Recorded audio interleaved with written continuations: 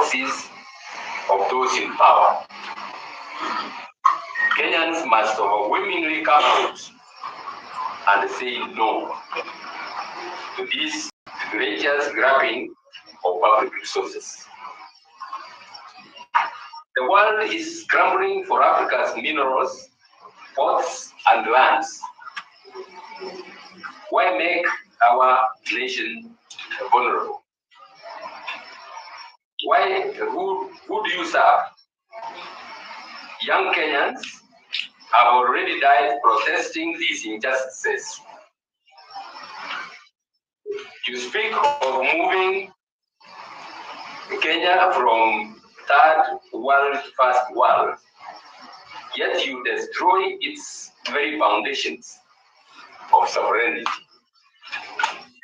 Prosperity will not come by selling our strategic assets, but by empowering citizens to work freely and participate in nation building. A state that cannibalizes its institutions, betrays its people, and our prosperity is not a state that will continue to have control over the Kenyans. Laws must protect, not endanger Kenya's future. We stand here today to defend the meaning of our nation, to guard the inheritance of those who fought for our freedom, and to protect the birthright of those yet to be born. We remind the state that sovereignty belongs to the people of Kenya, as clearly stated in Article 1 of our Constitution. The power lies with us, Kenyans, the sovereign people of Kenya, not to Parliament, not to the executive,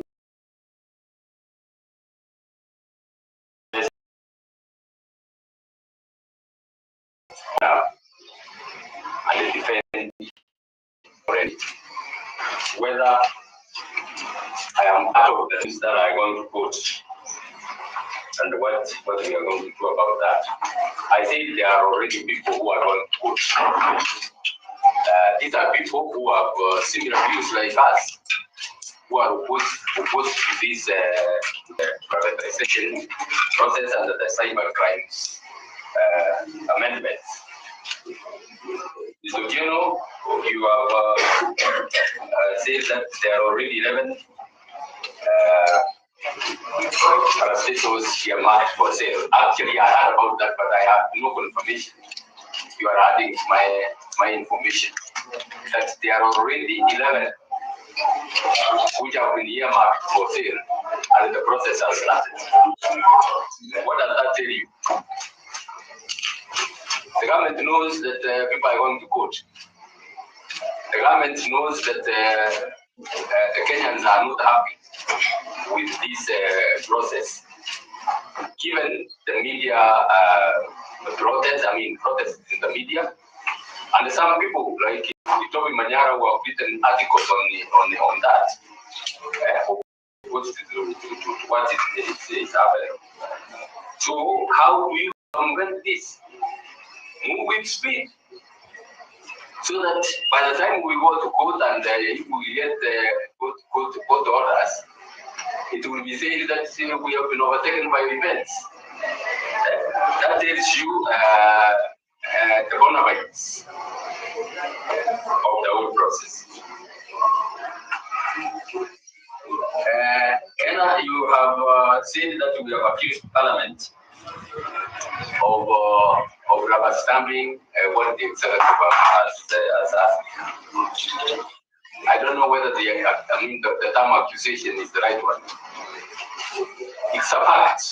I have not come up with anything that they have not done. It's a fact. They have done it. without regard to the views of the Kenyans. And you're asking that we have not filled. We have filled it with the aspirants for one constituency. If you watch the media, I was there and I watched this campaign. From the day after tomorrow, you will see me in other parts of the country campaigning for those who are in the by-elections. So we know what we are doing. We know what we are doing, Mr. Kenneth. But I guess what we propose to do with the fares, as I've said, the government is moving with speed to sell these assets and come up with the argument that any legal orders would have been overtaken by events. But I'm sure those who are buying are listening to this also. We will seek orders in those court petitions to declare whatever the process that has been done illegally null and void. So those who are keen or who are in speed to buy had better have notice that they risk having their process set aside. If the government proceeds, in spite of the protestations that are being heard, if the government proceeds with that in the court petitions, there are going to be prayers to declare what the government would have done under these illegal provisions, null and void. So that's a request, and I'm sure you can get order for stopping that. Although you are asking a very pertinent question, what I will do when I become president with the parastatals that are making losses. Simple. Those who will be put there will be told, look, you are invited to make them profitable or to get out. Those parastatals are meant to generate income for the government, for the people of Kenya. Assets that are there are meant to generate income. In fact, besides being self-sufficient, they are supposed to earn government a lot of revenue. And if they are doing that, those are the ones which should be sold. But what are we seeing? Kenya Pipeline is not one of those making parastatals, but it is up for sale. So what we are saying is, this is not a mechanism to get rid of those parastatals that are not making any profits for the government. It is a moral ban meant to sell even strategic assets. And we know quite a number of strategic assets. With these Kenyans, what will stop the Kenya Kwanza regime from, for example, selling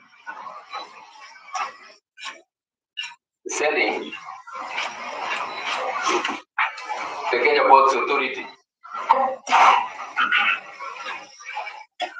There was a time there was a proposal to sell a department of the Kenya Ports Authority. What is it called? This one which handles the incoming freight.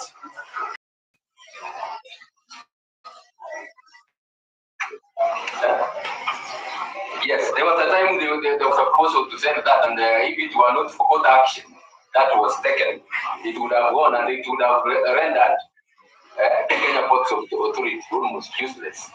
If you take the lifeline of a parastatal, you render it useless. People, you have asked a question: what is the alternative to media misuse of media freedom through the social media. We are not in any way approving criminal acts. What we are saying is you can't make one person to be the investigator, the prosecutor, and the judge at the same time. Get the process be done properly.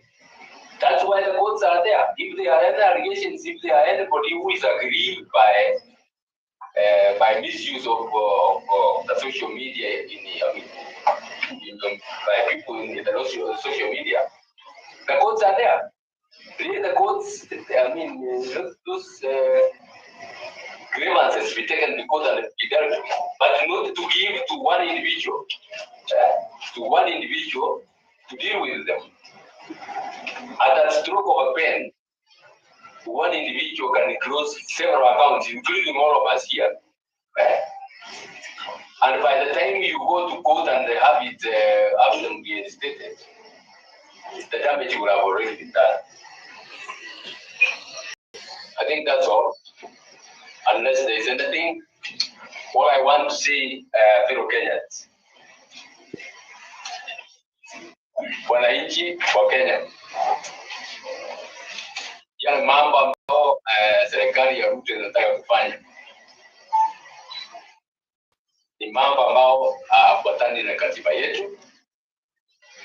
Wanataka kufunga midomo yetu tusije tukazungumze yale ambayo tunaona yanaendelea.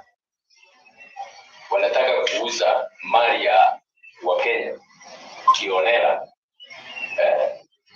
na mwishowe muangalie vizuri, hayo mali hayatauzwa kwa watu wa mbali, ni wao watajiuzia wao wenyewe na wale ambao ni wasaidizi wao.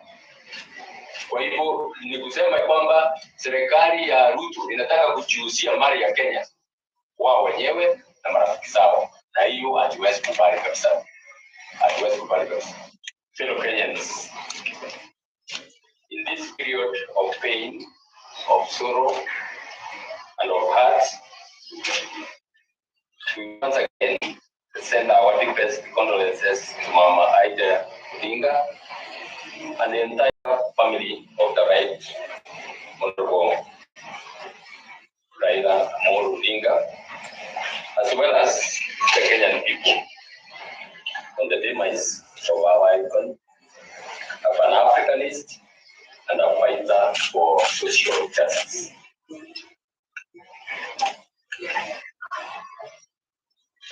Before I go on, let us please bow for a minute of silence in memory of Prime Minister Odinga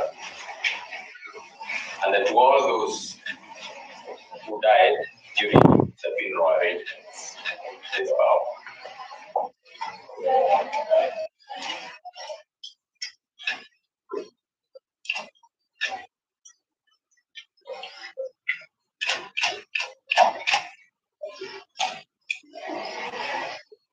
Thank you.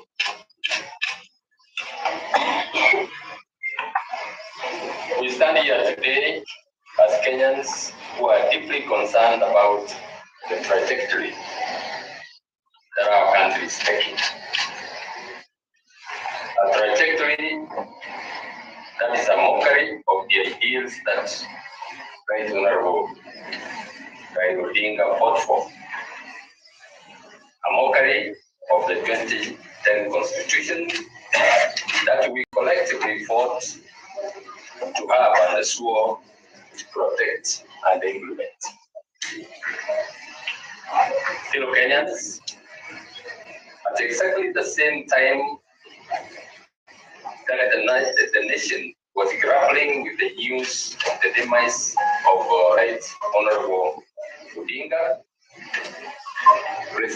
President Ruto was in State House signing into law not one, but 8 bills, some of which are quite draconian. What a shame that the president can be doing that when the rest of the country is mourning. The bills include the Computer Misuse and the Cyber Crimes Amendment Act, the Privatization Act, the Land Amendment Act, the National Land Commission Amendment Act, the Wildlife Conservation and Management Amendment Act, the National Police Service Amendment Act, the Air Passenger Service Charge Amendment Act, and the Virtual Asset Service Providers Act. We have carefully reviewed these bills approved by the National Assembly and signed into law by Ruto. Our questions, beloved Kenyans, are these. When will the Kenyan state decide to work for its people?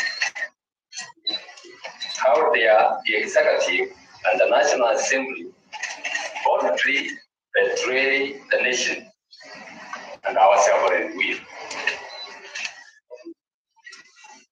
Today, we'll focus on two of these acts and amendments touching on our freedoms and sovereignty. For what is a nation without its sovereign assets and its freedoms? First, the amendments to the Computer Misuse and Cyber Crimes Act, in essence, seek to control and crush political dissent and protests in the guise of expanding protections from cyber criminals. It is not lost to us that in June 2024, when Kenyan youth rose up against the finance bill, President Ruto labeled them criminals and terrorists. The addition of Section 6JA to the Computer Misuse and the Cyber Crimes Act gives the National Computer Cyber Crimes Coordination Committee unconstitutional powers to issue directives to render a website or an app inaccessible for promoting, amongst other things, illegal activities. Simply put, this unconstitutional committee can order the closure of any website, blog, mobile app, Facebook, X, TikTok, YouTube, or Instagram accounts for allegedly promoting illegal activities. This expansion of the powers glaringly lacks provisions for sufficient judicial oversight. This is a direct affront to the rights to fair administration, action, and fair hearing enshrined in Articles 47 and 50 of our Constitution. It makes this committee the investigator, prosecutor, and the judge, or final arbiter and overlord on the exercise of our celebrated freedoms of speech and the media as provided for in Articles 33 and 34 of our Constitution. It is also worth noting that there was limited public participation in the passage of the bills, with only 3 written memoranda, with all signatories opposed to the amendment. And surprisingly, a majority of the MPs yet again ignored those views that they received, even from the relevant ministry. And the president followed suit, signing the amendments into law. These amendments are unconstitutional. They are null and void. And this confirms my assertion that President Ruto has lost legitimacy to continue to lead our